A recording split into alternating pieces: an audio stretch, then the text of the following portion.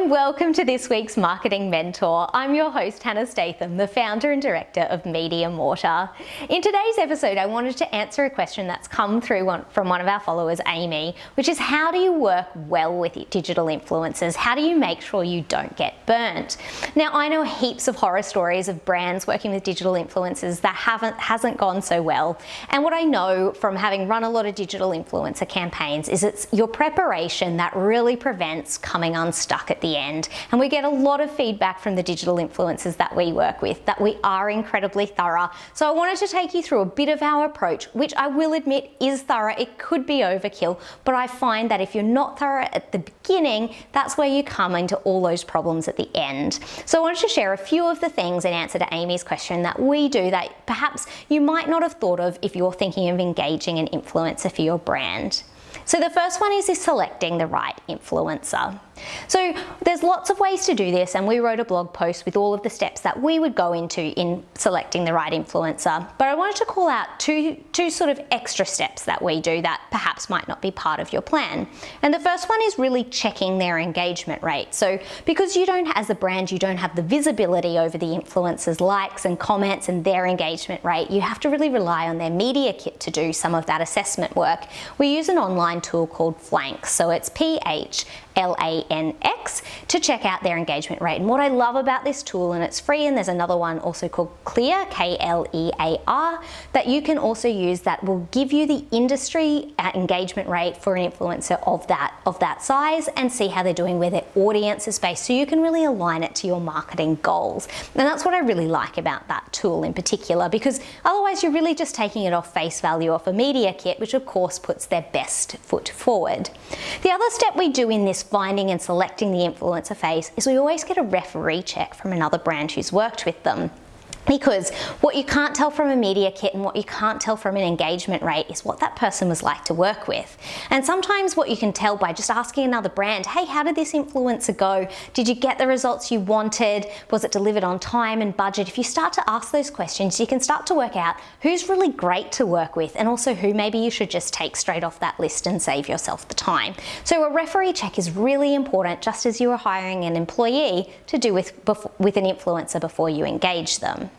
Now, the second suggestion I have, and the second thing that I think we do really well at Media Mortar, is we contract like a boss. We write a MOU, or a memorandum of understanding, that engages that influencer with the deliverables that they've got to deliver as part of the campaign. And whether that's for a certain monetary value or for a contra agreement, say it's a hotel and they're getting a free night stay, we like to make sure that this is what the deliverables are outlined at the outset, so we don't get to the end of the campaign and go, oh wait, hang on, I thought we were getting more posts, or I thought you were delivering images, or I thought there'd be stories, I thought we get to check the stories. We put all of those things into that MOU, so there's absolutely no room for error, and it gets signed off by both parties. Because I'd much rather negotiate at the outset before any of us have invested any time or money into a campaign, before we get down to the end of the line and it's too late and everyone's at a bit of a stalemate or it's disappointing. Now, the third tip I have, and it is similar to an MOU, but it's different, is to brief really clearly. So the difference between an MOU, as I see it, is an MOU is the numbers, it's what you're going to deliver, and it's what your contract deliverables are.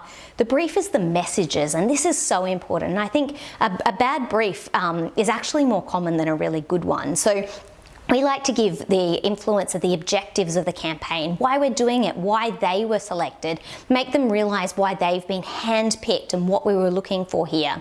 Then what I do is I include the key messages for the campaign. So we've been doing lots of influencer work as coming out of COVID. So a lot of it's had to do with the cleanliness of, say, a tourism resort, or the COVID safe plans, or what's happening in the restaurant, just to eliminate some of those fears. And what we do is we outline that.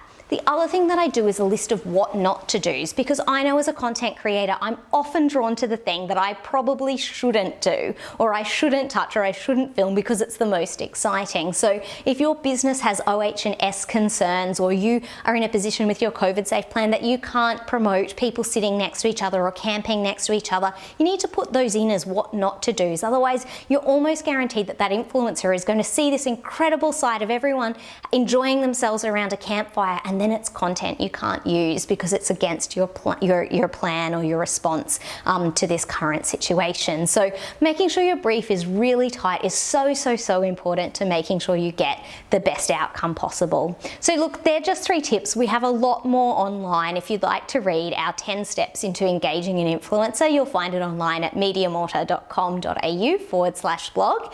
But if you've got any questions, please drop us a line at hello@mediamortar.com.au on influencer management, because we've got lots to share, and we've always had a really positive experience with working with influencers of all shapes and sizes, micro and macro, and I wish that everyone could have the same experiences, because I hear so many nightmare stories, and I don't think it's fair to both the influencer or the brand. It just probably came down to not doing the right preparation at the start. So please reach out if you're having any questions or you'd like any advice on it. I'm more than happy to help. So thank you so much for joining me for this week's episode, and I'll see you next week for another Marketing Mentor.